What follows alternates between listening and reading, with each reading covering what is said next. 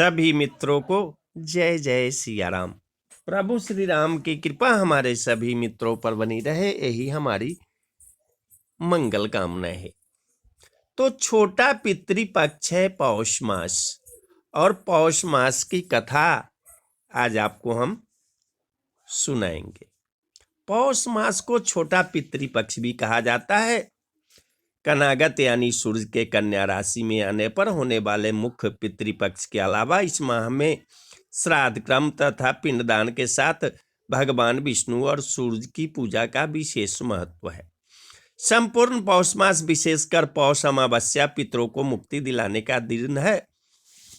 अरम्या देवता पितरों के प्रमुख हैं। अमावस्या में पितृगणों की पूजा करने से वे प्रसन्न होकर वंश धन आयु बल की वृद्धि करते हैं। अमावस्या 3 तरह की बताई गई है। सूर्योदय से शुरू होकर पूरी रात अमावस्या तिथि हो तो उसे सिनी वाला अमावस्या कहा जाता है, और चतुर्दशी के साथ अमावस्या तिथि हो तो उसे दर्श अमावस्या कहा गया है। इसके अलावा जब अमावस्या के साथ प्रतिपदा तिथि भी हो तो उसे कुहू अमावस्या कहा जाता है। लोकमानस में पौष अमावस्या के व्रत से जुड़ी एक कथा प्रचलित है।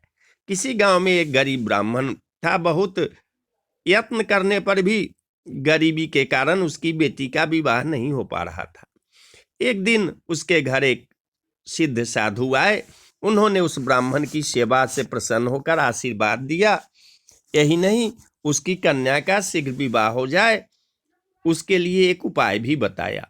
साधु ने उस कन्या से कहा कि यहाँ से कुछ दूरी पर एक गरीब परिवार रहता है।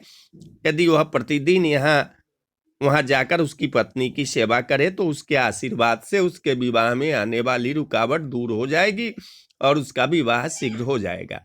साधु के कहे अनुसार वह लड़की कार्य करने लगी। उस घर में रहने वाली स्त्री यह देखकर हैरान थी कि पिछले कई दिनों से सुबह उसके उठने से पहले ही कोई उसके सारे काम कर जाता है। उसके मन में यह जानने की उत्सुकता हुई। अगले दिन वह सुबह जल्दी उठकर छिपकर यह देखने लगी कौन उसकी सेवा करता है। कुछ देर में वह लड़की आई और उसने रोज की तरह झोपड़ी की साफ सफाई कर दी। तभी वह स्त्री उसके सामने आ गई और उसने इसका कारण पूछा। लड़की ने उसे साधु वाली सारी बात बता दी। उस स्त्री ने लड़की की सच्चाई और सेवा से खुश होकर उसके शीघ्र विवाह होने का आशीर्वाद दिया। लेकिन इधर कुछ देर बाद उस स्त्री के पति की मृत्यु हो गई। इतना होने पर भी उसने हिम्मत नहीं हारी और झोपड़ी के बाहर लगे पीपल के वृक्ष की पूजा करते हुए 108 परिक्रमा की और अपने पति का जीवन लौटाने की प्रार्थना की। उसकी पूजा से प्रसन्न होकर भगवान विष्णु ने उसके पति को जीवित कर दिया। ऐसा लोक विश्वास है कि जो व्यक्ति पौष अमावस्या के दिन स्नान दान कर पीपल की परिक्रमा कर भगवान विष्णु की पूजा अर्चना करता है उसकी सभी मनोकामनाएं पूरी होती है। तो बोलिए जय श्री हरि विष्णु, जय श्री हरि विष्णु।